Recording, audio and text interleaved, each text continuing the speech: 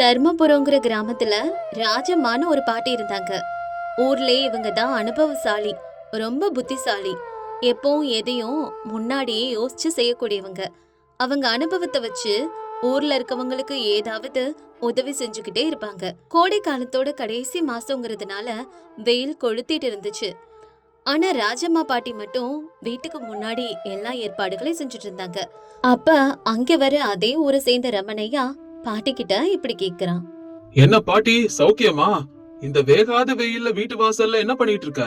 வா ரமணையா, வெயில் காலம் முடிஞ்சு மழை காலம் வரப்போதில்ல, அதுக்கு தேவையானதெல்லாம் தயார்படுத்திக்கிட்டு இருக்கேப்பா. என்னது மழை காலமா? என்ன பாட்டி வெயில் இந்த கொளுத்து கொளுத்திட்டு இருக்கு, நீ அதுக்குள்ள மழை காலம் வரப்போகுதுன்னு சொல்ற? அதுக்கெல்லாம் என்ன நாள் கிடக்கு பாட்டி? டே ரமணையா, பெரியவங்க முன்னெச்சரிக்கையா இருக்கணும்னு சும்மாவா சொல்லிருக்காங்க? மழை வந்ததுக்கு அப்புறம் கஷ்டப்படாம இப்பவே தயாரா இருக்கிறதா நல்லது. அந்த நேரத்துல அங்க வர்ற பக்கத்து வீட்டு சோமியா பாட்டி சொல்றத கேட்டு சிரிக்கிறான். டே சோமியா, எதுக்குடா அப்படி பல்ல காட்டி சிரிக்கிற? அப்புறம் என்ன பாட்டி, வெயிலுக்கு கிணறெல்லாம் வத்தி போய் கிடக்கு, நீ இப்ப மழைய பத்தி பேசிட்டு இருக்க. அதோட மழை காலத்துக்கு வேணும்னு இப்பவே எல்லாம் தயார் பண்ணிட்டு இருக்க. இத பார்த்தா சிரிப்பு வராம இருக்குமா? என் வீட்டுல கூரையே சரியில்லை, மழை வருதா மழை. டே சோமியா, முதல்ல அந்த சிரிப்பை நிறுத்திட்டு போய் உன் வீட்டுல கூரையை சரி பண்ண, சரியா? அட, அதுக்கு என்ன பாட்டி அவசரம்? மழை வரும்போது அதெல்லாம் மெதுவா பாத்துக்கலாம். காலம் எப்ப மாறும்னு யாருக்கு தெரியும்? வானத்தை பார்த்தா எனக்கு ஏனோ இந்த வாட்டி சீக்கிரமே மழை காலம் வரும்னு தோணுது. வீட்டுல கூரைய இப்பவே சரி பண்ணிடு, இல்லனா ரொம்ப கஷ்டப்படுவ சோமியா. ஆட்ட போ பாட்டி, நீயும் உன் கணிப்போம். இந்த வெயில்ல உடம்பு எரியுது, இதுல மழை வரப்போதான். டே ரமணையா, இந்த சோமையா தான் என் பேச்ச கேக்கல. நீயாவது கொஞ்சம் முன்னெச்சரிக்கையா இரு, சரியா? என்ன பாட்டி, அதுக்கு நான் என்ன பண்றது? மழை வந்தா நனையாம இருக்கிறதுக்கு வீட்டு கூரைய மாத்து. தானிய மூட்டைகளை நனையாம ஏதாவது கவரை போட்டு வை. விறகை எல்லாம் பாதுகாப்பா உள்ள கொண்டு போய் அடுக்கி வை. என்ன பாட்டி, இப்பவே இந்த வேலையெல்லாம் செய்யணுமா? மேல சூரியனை பாரு எப்படி எரியுதுன்னு. ஒரு 2 நாள் ஆகட்டும், அப்புறம் பாத்துக்கலாம். சரி பாட்டி, எனக்கு நேரமாச்சு, நான் வரேன். பாட்டி எவ்வளவு சொல்லியும் கேட்காம சோமியாவும் ரமணையாவும் அத அலட்சியப்படுத்திட்டாங்க. ஆனா ராஜம்மா தானியத்தை பத்திரப்படுத்தி விறகை எல்லாம் உள்ள அடுக்கி மழை வந்தாலும் எந்த சேதமும் இல்லாம எல்லாத்தையும் தயார் பண்ணி வச்சுட்டாங்க. அப்போ அந்த ஊர் ஜமீன்தாரர் அங்க வந்தவரு பாட்டி பண்ற வேலையெல்லாம் பார்த்துட்டு ஜமீன்தாரர் பாட்டி கிட்ட இப்படி கேக்குறாரு. என்ன பாட்டி, ஏதோ பரபரப்பா வேலை பார்த்துட்டு இருக்கா? என்ன விஷயம்? நான் சொன்னா யாரு கேக்குறாங்க ஜமீன்தார் ஐயா? என்னாச்சு பாட்டி, யாரு உன் பேச்ச தட்டுனாங்க? என்னன்னு என்கிட்ட சொல்லு, நான் கேக்குறேன். எதனாலும் சொல்லு பாட்டி. நான் இத்தனை வருஷம் அனுபவத்துல சொல்றேன், இந்த வாட்டி மழை ரொம்ப பலமா பெய்ய போகுது. ஊர் தலைவரா நீங்க ஊருக்காக பல வேலைகளை செய்ய வேண்டிய நேரம் இது. நீ சொல்றன்னா அது கண்டிப்பா உண்மையாத்தான் இருக்கும். ஏன்னா முன்னெச்சரிக்கையில உனக்கு இருக்கிற அனுபவம் இங்க யாருக்கும் இல்ல. ஊருக்காகத்தானே சொல்ற? சரி சொல்லு, நான் என்ன பண்ணணும் பாட்டி? என்ன விஷயம்னு சொல்லு பாட்டி, நான் கண்டிப்பா அதை பண்றேன். சரி ஜமீன்தார் ஐயா, நான் எல்லாத்தையும் சொல்றேன். குளத்து உடப்புல இருந்து தண்ணி வயலுக்கு வராம இருக்க குளத்துல இருக்கிற மண்ணை அள்ளி சரி பண்ணுங்க. அந்த மண்ணை எல்லாம் எடுத்து வயல்ல கொட்ட சொல்லுங்க.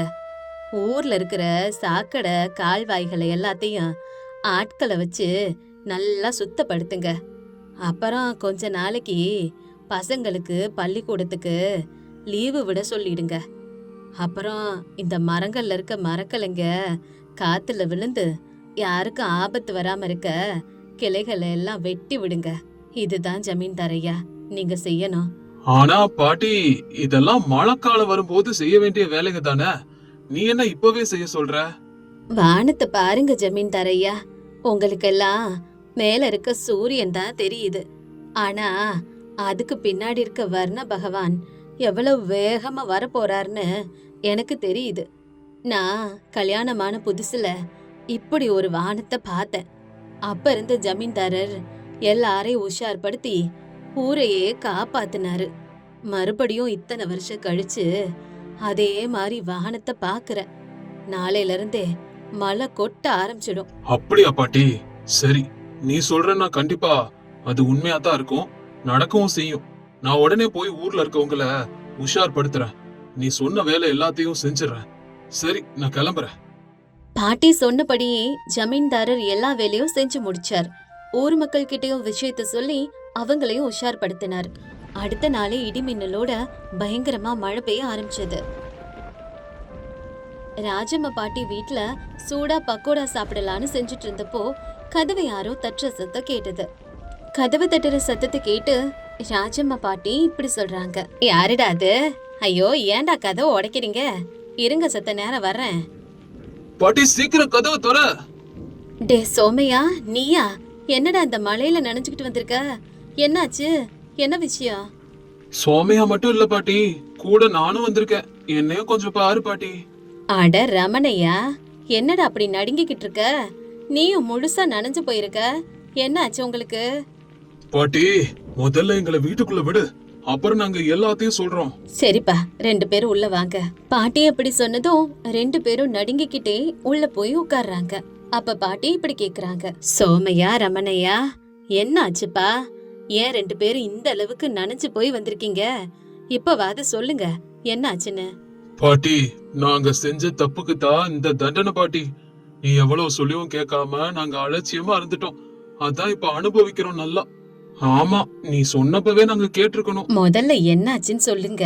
நீ கூரைய சரி பண்ண சொன்னப்பவே நான் கேட்கல.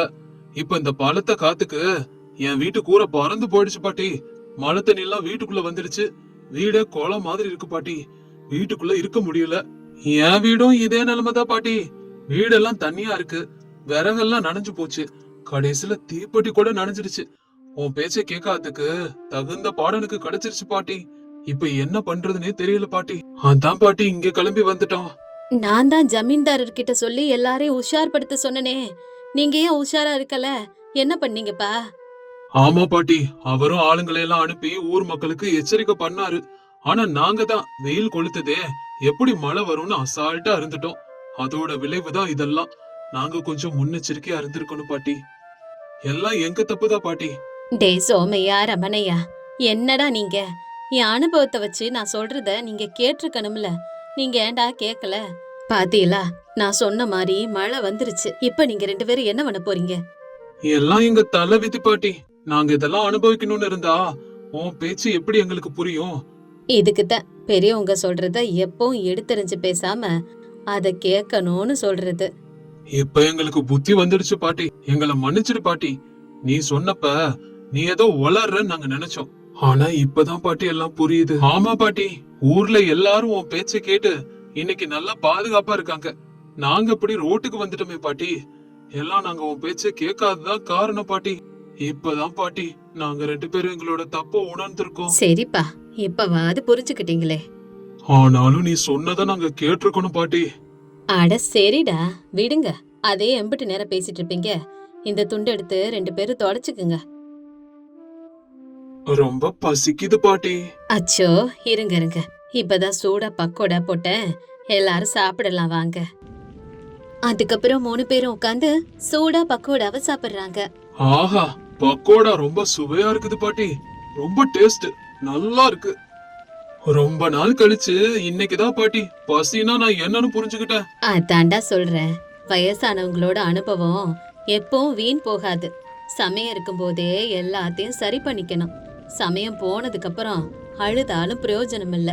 வீடு, சாப்பாடு, ஆரோக்கியம், இந்த விஷயத்துல எப்பவும் முன்னெச்சரிக்கையா இருக்கணும். புரியுதா உங்களுக்கு? நல்லாவே நாங்க புரிச்சுக்கிட்ட பாட்டி. நீ முன்கூட்டியே இதெல்லாம் செஞ்சதுனாலதான் எங்களுக்கும் உதவி செஞ்சிருக்க. இந்த ஒரு சம்பவத்தினால எங்களுக்கு நல்ல பாடம் கிடைச்சிருச்சு பாட்டி. மழை நின்னதும் வீட்டை சரி பண்ணும் முதல்ல. அதான் எங்களோட முதல் வேலை பாட்டி. இது எங்களோட பெரிய அனுபவம் பாட்டி. ஆனா ஒரு விஷயத்த உனக்கு சொல்லிதான் ஆகணும் பாட்டி. நீ வயசானவளா இருந்தாலும் நீ ரொம்ப புத்திசாலியா இருக்க. இனிமே நாங்க 2 பேரும் ஒன்ன மாதிரி எதையும் யோசிச்சு செய்யணும். அப்பதான் பிரச்சனை இருக்காது. சரி சரிடா, இப்பவாவது 2 பேருக்கு புத்தி வந்துச்சே.